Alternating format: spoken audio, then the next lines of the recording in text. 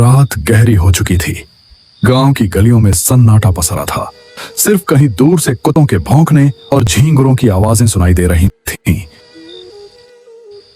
गली के पर बनी एक छोटी सी चाय दुकान कांपती हुई लालटेन की पीली रोशनी में जगमगा रही थी। लकड़ी की बेंच पर 2 आदमी बैठे थे। शिवा, तूने कभी उस पुराने पीपल के पेड़ के नीचे रात में रुककर देखा है? लोग कहते हैं कि वहां सफेद साड़ी वाली औरत दिखती है। कहते हैं वो औरत असल में उसी हवेली वाली है जिसकी बरसों पहले मौत हो गई थी। सुनने में आया है उसकी लाश कभी ढंग से दफन नहीं हुई और उसकी आत्मा भटकती रहती है। हाँ रे, एक बार मेरा चचेरा भाई उधर से देर रात गुजरा था। बोला कि जैसे किसी ने पीछे से उसका नाम पुकारा। मुड़कर देखा तो कोई नहीं, लेकिन पैरों के पास ठंडी हवा का झोंका आया था। उसके बाद कई दिनों तक बुखार में पड़ा रहा। लोग बातें बनाते हैं रामलाल, लेकिन गांव के ही रघुवीर को याद है ना, वही जो शराब पीकर उस हवेली में घुस गया था। सुबह लोगों ने उसे चौपाल के पास पाया, पूरा पागल हो गया था। अब तो 2 शब्द जोड़ने की भी हालत नहीं है उसकी। तो क्या तू मानता है कि भूत प्रेत सच में होते हैं?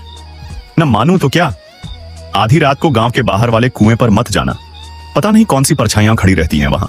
कई लोगों ने देखा है, औरत के रोने और बच्चे के हंसने की आवाजें एक साथ आती हैं। चाय की भाप और धुंधली रोशनी के बीच उनकी बातचीत लगातार गहराती जा रही थी। तभी अचानक कदमों की आहट सुनाई दी।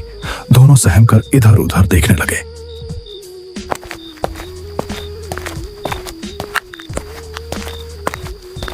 गांव के सन्नाटे को चीरता हुआ उनका तीसरा दोस्त वहां आ पहुंचा। उसका चेहरा थका और बुझा हुआ था, मानो किसी अनजानी यात्रा से लौटा हो। वह पास आकर बैठ गया। कुछ देर का सन्नाटा छाया रहा। अरे तू आ गया, चल अब माहौल बनेगा। तू ही हमें कोई डरावनी कहानी सुना दे। तू तो हमेशा ऐसी कहानियां सुनाता है कि नींद उड़ जाती है। ठीक है, लेकिन ये कहानी मेरी अपनी नहीं है। ये मेरे एक दोस्त के साथ घटी थी और उसने मुझे सब कुछ वैसे ही बताया था। सच में? क्या हुआ था उसके साथ? वो कहता है एक रात वो अकेला घर लौट रहा था। रास्ता सुनसान था, चारों तरफ सिर्फ अंधेरा और ठंडी हवा चल रही थी। तभी अचानक उसे लगा कि कोई पीछे पीछे चल रहा है। फिर धीरे धीरे उसने अपनी पुरानी आदत दोहराई, डरावनी कहानियां सुनाने की। उसकी आवाज धीमी थी, पर हर शब्द माहौल को और बोझिल कर रहा था। उत्तर प्रदेश की घनी जंगलों से घिरा एक गांव है, नाम है भैरवपुर। दिन के उजाले में तो यह गांव किसी साधारण बस्ती जैसा लगता है। खेतों में काम करते किसान, चौपाल पर बैठे बुजुर्ग और कच्ची गलियों में दौड़ते बच्चे। लेकिन रात होते ही भैरवपुर की पहचान बदल जाती है। गांव पर एक सन्नाटा छा जाता है, जैसे हवा तक अपनी रफ्तार रोक लेती हो। लोग दरवाजे खिड़कियां मजबूती से बंद कर लेते हैं, क्योंकि उन्हें पता है इस गांव की रातें किसी और ही दुनिया से ताल्लुक रखती हैं। कहते हैं बरसों पहले इस गांव में एक ऐसी घटना हुई थी जिसका जिक्र आज भी फुसफुसाकर किया जाता है। उस घटना के बाद से भैरवपुर की हवाओं में एक साया बस गया। कुत्तों का एक साथ रो पड़ना, पुराने पीपल के पेड़ से आती कराहटें और उस सूखे कुएं के पास सुनी जाने वाली औरत की चीखें, ये सब किसी भ्रम का हिस्सा नहीं, बल्कि इस गांव की सच्चाई है।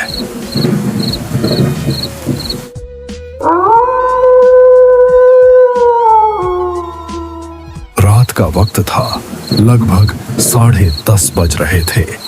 गांव में हल्की हल्की हवा के साथ बारिश भी हो रही थी और यहाँ सूरज के बेटे की तबीयत बिगड़ती ही जा रही थी। कोने में हल्की सी एक लालटेन जल रही थी। दोनों पति पत्नी अपने बच्चों की तबीयत को लेकर चिंतित थे।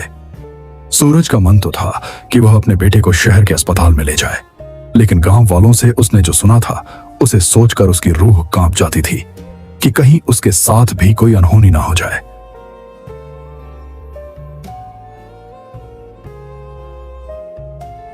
सुनिए जी, बाबू की हालत बिगड़ती जा रही है, कुछ कीजिए वरना देर हो जाएगी। हाँ, अब और रुकना ठीक नहीं। मैं बाबू को लेकर साइकिल से ही शहर के अस्पताल निकलता हूँ। अकेले? रात का वक्त है जी, रास्ता सुनसान है, मुझे बहुत डर लग रहा है। डर मुझे भी है, पर बाबू की जान से बढ़कर कुछ नहीं। चाहे रास्ता कैसा भी हो, मैं उसे शहर जरूर ले जाऊंगा। हिम्मत रखना। तुम घर पर बाबू की माँ बनकर दुआ करना, मैं बाबू का बाप बनकर हिम्मत दिखाऊंगा। भरोसा रखना, मैं बाबू को ठीक करके ही वापस लाऊंगा।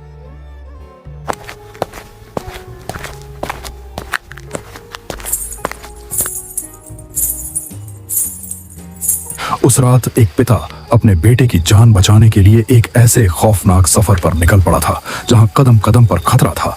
इस गहरे अंधेरे के बीच साइकिल चला रहे सूरज के मन में डर बढ़ता जा रहा था। इस डर का कारण था शहर की तरफ जाने वाला यह इकलौता रास्ता। बारिश अब और तेज हो चुकी थी।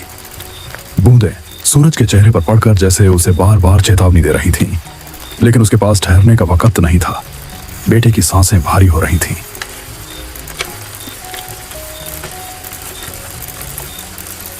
और हर पल उसके हाथ से फिसलता जा रहा था। रास्ता सुनसान था।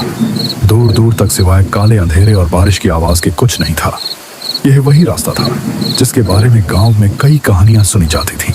लोग कहते थे कि इस रास्ते पर रात में कोई परछाई चलती है, कोई अजीब सी परछाई जो साथ साथ चलती है और अचानक गायब हो जाती है।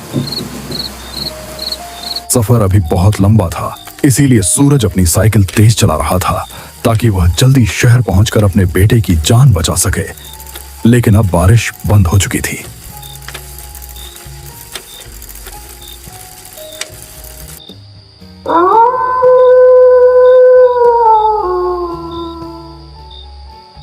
थोड़ी दूर आगे जाने पर सूरज को रास्ते में एक औरत बैठी हुई दिखाई दी। सूरज को यह देखकर बहुत आश्चर्य हुआ कि उसे रास्ते पर इतनी रात को कोई क्यों बैठा है। बेटा जरा रुक जा, ये टोकरी भारी है, मेरे बूढ़े हाथ कांपते हैं, उठा नहीं पा रही। अम्मा, मेरा बाबू बीमार है, मुझे जल्दी शहर पहुंचना है वरना उसकी हालत और बिगड़ जाएगी। माफ करना अम्मा, अभी मेरे पास जरा भी वक्त नहीं है। अरे तू तो नेक लड़का लगता है, मेरी मदद कर दे बेटा, तेरे सिर पे दुआ रहेगी। ठीक है, आप अकेली हैं इतनी रात को। अच्छा बताइए कहाँ रखना है टोकरी, मैं उठा देता हूं।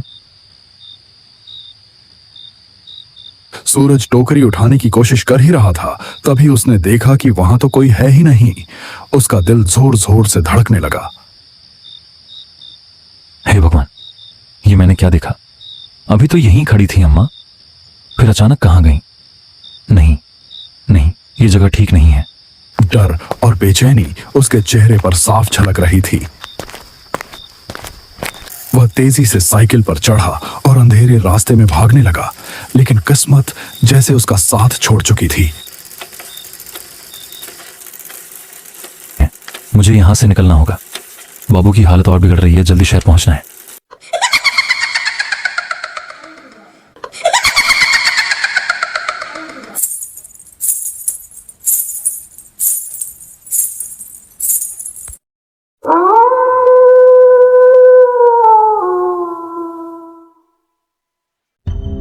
अचानक उसकी पुरानी साइकिल की जंग लगी चेन जमीन पर गिर गई।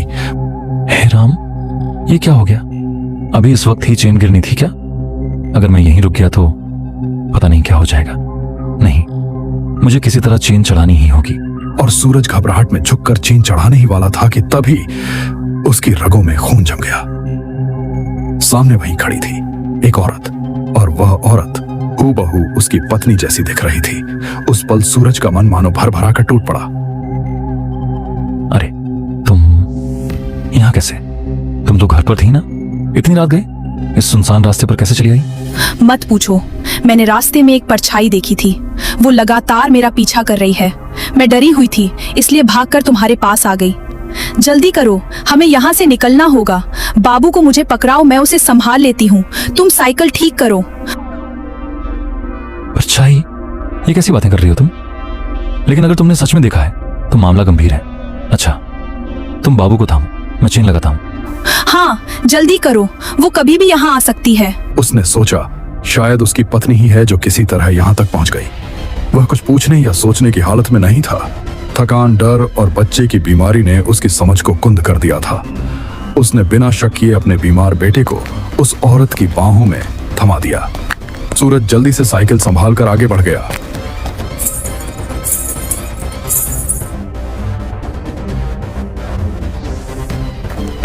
लेकिन कुछ ही दूरी तय करने के बाद उसके मन में अचानक अजीब सा खटका हुआ। उसने कांपते हुए पीछे मुड़कर देखा और यह नजारा उसकी रूह तक को चीर गया।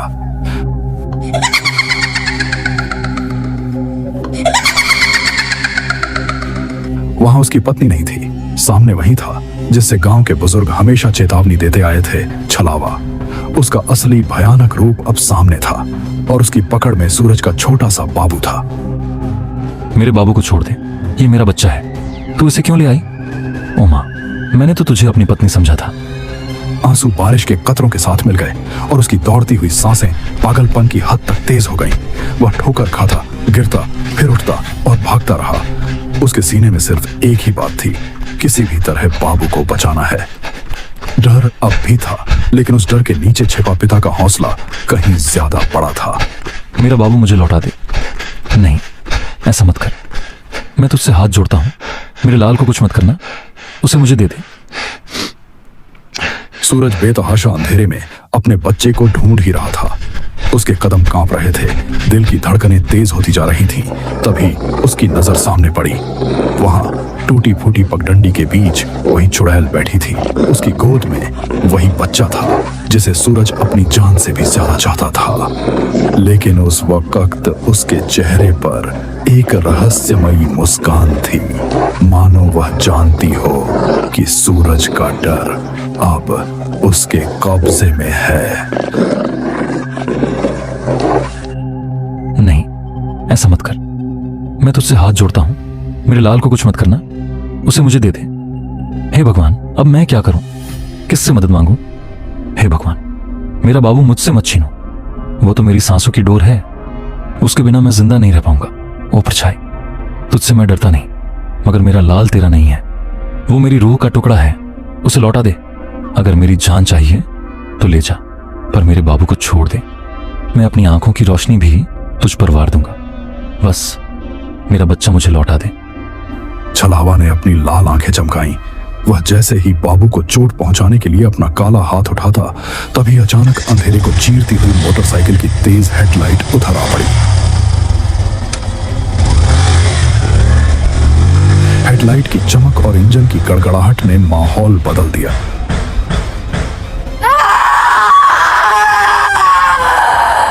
छलावा ने चीख मारी और अगले ही पल धुएं की तरह गायब हो गया। बाबू उसकी पकड़ से छूटकर जमीन पर गिर पड़ा। सूरज ने दौड़कर अपने लाल को उठा लिया, कांपते हाथों में उसे सीने से चिपका लिया और आंसुओं से उसका चेहरा भीग गया। आसमान से बरसती बूंदें अब उसे डरावनी नहीं लग रही थीं, बल्कि जैसे राहत का आशीर्वाद बनकर बरस रही थीं। अरे सूरज, ये तू यहाँ इस हालत में, और ये तेरी आंखें लाल क्यों हैं? भाई, तू सही समय पर आया, वरना मेरा बाबू, मेरा लाल मुझसे हमेशा के लिए छिन जाता। किसने छीना था? कौन था यहाँ? वो कोई औरत नहीं थी, वो तो छलावा था। उसी ने मेरी आंखों के सामने मेरी पत्नी का रूप बनाकर मुझे धोखा दिया और मेरे बाबू को लेकर भाग गया। भाई, मैं मर ही गया था डर से। ये तो तेरी बाइक की आवाज थी जिसने उसे भगा दिया, वरना मेरा सब कुछ खत्म हो जाता। छलावा, हे भगवान, मैं तो रास्ते में बस अंधेरे में कोई साया देख रहा था, तभी मैंने गाड़ी तेज कर दी। अच्छा हुआ जो मैं यही रुक गया। भाई, तूने आज मेरी जान नहीं बल्कि मेरी पूरी दुनिया बचा ली। तेरी ये मदद मैं जिंदगी भर नहीं भूल पाऊंगा। सूरज, घबरा मत, अब मैं हूं ना। देख, बाबू सुरक्षित है, हम दोनों उसे लेकर तुरंत शहर चलेंगे, तुझे अकेले नहीं छोड़ूंगा। उस अंधेरी रात में सूरज की यह कहानी गांव के दिल में हमेशा के लिए दर्ज हो गई। एक बाप की जिसने छायाओं और छलावे से टकराकर अपनी संतान को बचा लिया। उस रात ने यह साबित कर दिया कि डर कितना भी गहरा क्यों ना हो, एक पिता का प्यार उससे कहीं ज्यादा मजबूत होता है।